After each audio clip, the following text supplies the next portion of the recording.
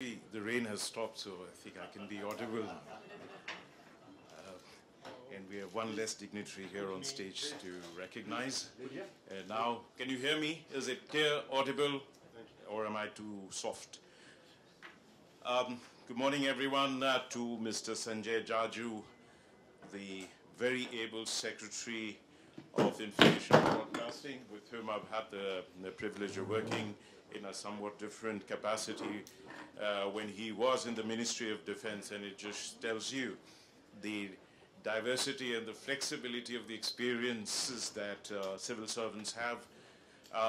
But also a very warm welcome to Rose Sheki, representing South Africa, a country with which we have a very emotional relationship, a shared journey in pursuit of justice, equity, and dignity, but also a shared aspiration for a just world for the future.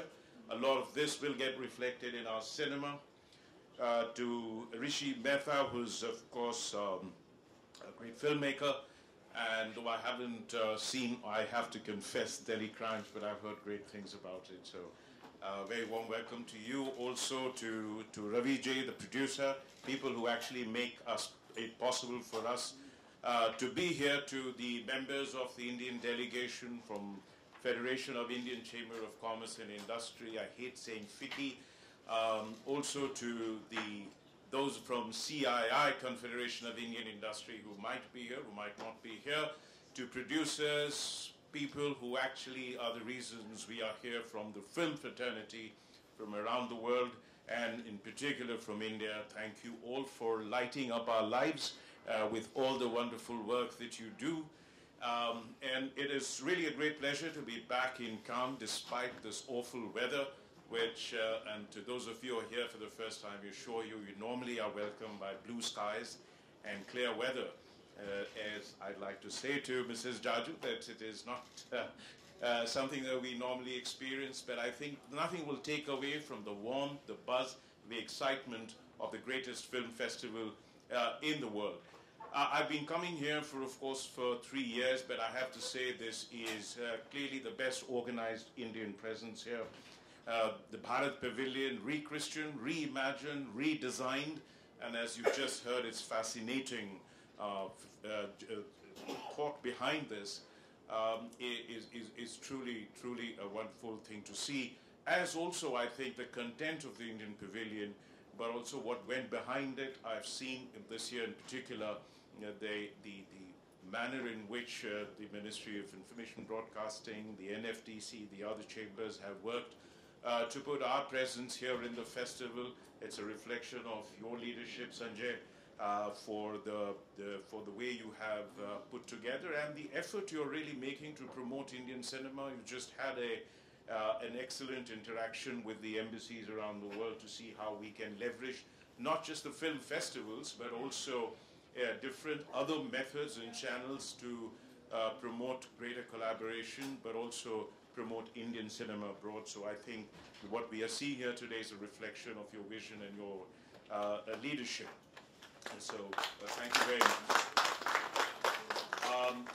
Of course, Cannes is something which heralds the arrival of spring in France. Today it isn't, of course, so, but it means different things to different people. I mean, to a large number of people, it's really about fashion and the red carpet. Fortunately, we leave that for the evening. But it is really also about cinema and content, creativity, and it brings together the best in the world in this wonderful city. But it's also about business and the business of cinema. And you've just heard what Richie said, that in some senses festivals serve like incubators and accelerators in the modern terminology, because they actually provide platforms for young, sometimes unheralded filmmakers which banks and which big production houses won't finance or won't back, and then it provides a platform on which they are able to achieve great things. It also brings together some of the greatest in the cinema face to face with some of those who are going to be great in the future. And therefore, in this world where we are seeing different platforms, different channels, different methods of reaching the audience, and really mega production houses that are actually concentrating power of cinema making, both in the West and in India, festivals will, of course, always play a very, very important role in really broadening the avenues for those who are in this business.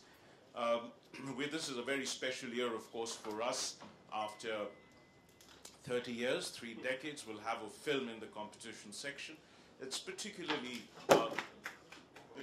important that it is a film that is an Indo-France co-production. All We Imagine Is Light is by a young Indian woman filmmaker who's already won accolades here at Cannes with her documentary. That we'll also have a film in Un Certain Regard, which is again by a brilliant young Indo-British filmmaker, Sandhya Suri, who's going to show Santosh, which also in some senses mirrors some of our contemporary challenges, but also some of our great achievements. And then there is, of course, going to be the felicitation of Santosh Sivam, a superb cinematographer by Agnew, that make greatest lenses for cinema in the world. And it is interesting because he, as a cinematographer, as a filmmaker, as a director, bridges both the worlds. That he can be, he's made a name for himself in the festivals, but also in the commercial section.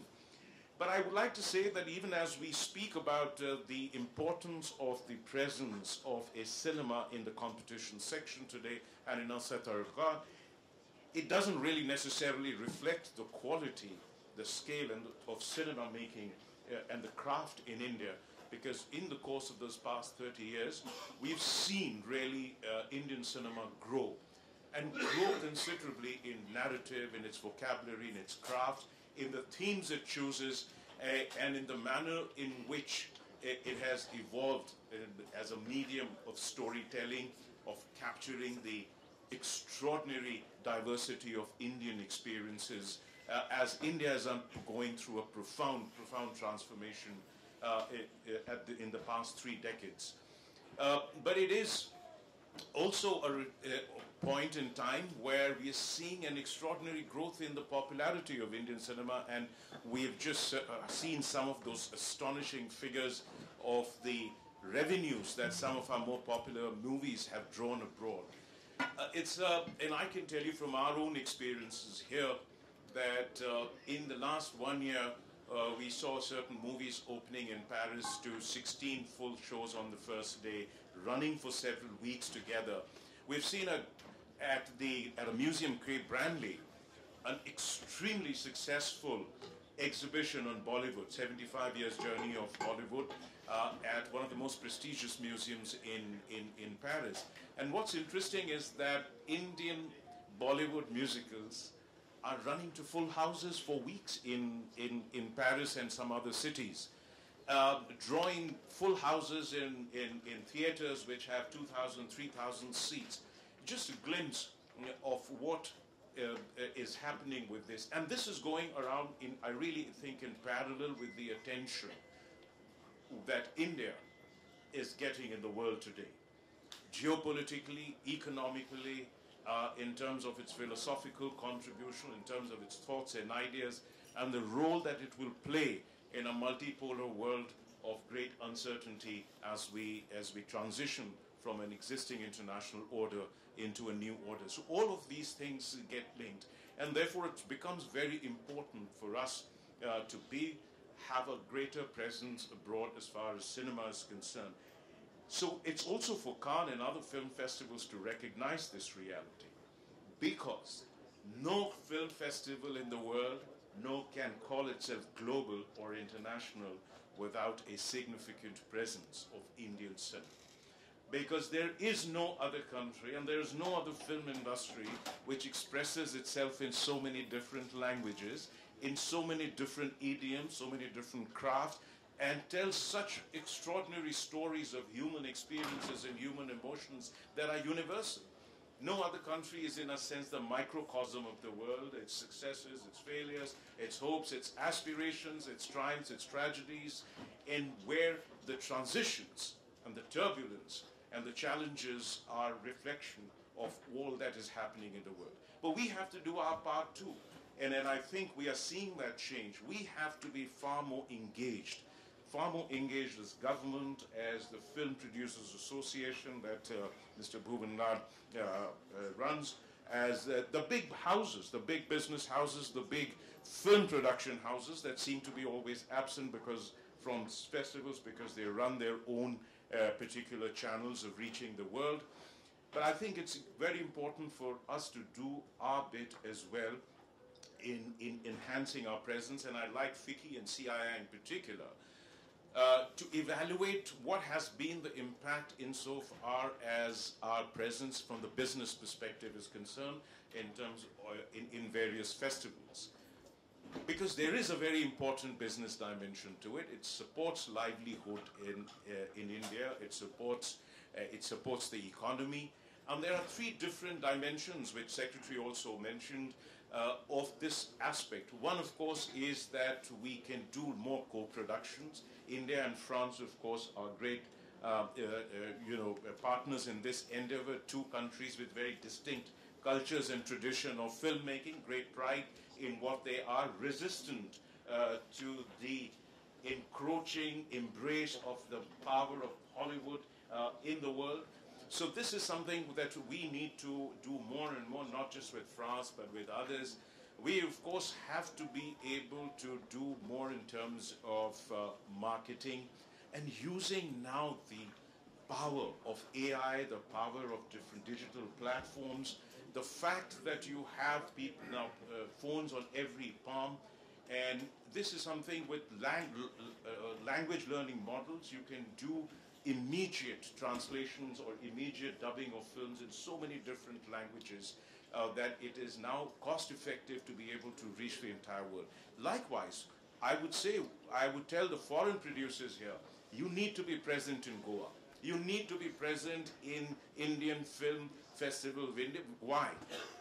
Because where else in the world will you find 1.4 billion consumers of content in an economy that is growing at 7-8%, where there are 850 million smartphone users with the cheapest data in the world, with perhaps the fastest spread of 5G, and eventually, I assure you, the fastest spread of 6G whenever it comes. It's an extraordinary market. And just as I say that it is important for us to be present here, I'm doing a pitch for International Film Festival of India in Goa, because it is something that the film producers around the world are missing if they are not present there. There is going to be the biggest market for entertainment in the world without any doubt at all. But cinema also is important for us as diplomats, because what we also look at is the value in using it for shooting in different countries. Everyone knows that Switzerland became a favorite destination for an Indian tourist when Shah Rukh Khan serenaded Kajol around the mountains of Matterhorn. And now then you had groups of tourists trying to replicate or imitate what Shah Rukh Khan did, sometimes without any success at all. But it really is likewise for India. And I'm so glad to see that many states are represented here to promote their destination. But I'd like to tell the producers abroad, do not use India only for reinforcing stereotypes. That when you do a chase scene, you need to do it through the village streets with cows and bullock carts as the hurdles. Or if you want to do a romance, it doesn't have to be simply in the palaces of Rajasthan, but also there are some new ways to look at India. And it isn't just the tiger that defines the biodiversity and wildlife of India, or the elephant. There is much more to it. So I think we need, because it's important that we break stereotypes, and cinema is a great way to break stereotypes in a physical sense, in a landscape sense, but also in terms of storytelling. It isn't just important to show some stereotypical scenes about gender in India or about certain societies. And for us, I think in a world of diplomacy, it really matters. It really matters because no matter what is the size of an economy, the weight of your diplomacy, the reach of your business, or the power of your military, the strength of your innovation, ultimately nations need to occupy a positive space in the minds of people. And for that, cinema and culture plays a very, very critical role. More than any other form of culture, performing arts, much as I love classical forms of art, it is cinema that is able to penetrate the minds and hearts of people like no other. And it is particularly, therefore, important for us to recognize the power of this medium, even in the world of diplomacy, which is why I call all of you the real great ambassadors of India in terms of putting people in the hearts and minds of people. And for our part at the embassy, we are doing what we can, and I must make a small pitch for my team, Pujya, and others who are here, that we do support a lot in terms of cinema. With Dr. Bhuvanlal, we are working to create an entirely new weekend of cinema and Saint-Tropez in near Cannes, of cinema, cuisine, and culture. We started last year. It's already grown big. And we want it to become the most important festival of Indian cinema, cuisine, and culture in Europe. And we have positioned it just after Cannes so that some of the people can stay back. It's a great start last year. It's become even bigger. We're getting support also, and we look to the government for support as well. Last year, we supported a festival of movies called Ganga Sausin, which is Ganges on the River Seine in Paris. Again, an exceptional support we got from the city of Paris, but also from the audiences for a great repertoire of cinema from different parts of India. And you'll all be surprised to know, and this is nothing to take away from Cannes, that there is a festival in Nantes called Festival des Trois Continents, that is Festival of Three Continents, which every year features films from India. And last year was a retrospective on Amitabh Bachchan. This year is a retrospective on Raj Kapoor. And they will feature some important cinemas that's going to take place in November. It gets an audience of 30 to 35,000 people. And these are the ways in which we are trying to promote cinema. We did that last year as well with our own Festival of India hosted by the embassy. And so I think let me say in conclusion, therefore, that there is the importance of Cannes will always be there. And we need, as we have seen already this year, a far, far more strategic approach to our presence here, from the design of the pavilion to the message. And it is important to understand that when we say Bharat Pavilion, it captures more than just the fact of the name of Bharat. No other cinema has dived so deep into the cultural traditions and roots to make contemporary expressions as Indian cinema has. So when you look at the dances in Indian movies, you try to juxtapose it against the classical dance forms from which they have emerged, and you'll realize that this is so. I think from its strategic conception to the content, to the people who have joined us over here, and to the manner in which we are presenting ourselves, it's a great leap forward. And I hope that in the coming years, through the ministry, through the film fraternity, but also through the chambers, that we'll continue to make the kind of impact at Cannes and everywhere else that I think the Indian cinema and the Indian nation truly deserves. So all the best to you for a great festival. Look forward to enjoying it. Thank you very much.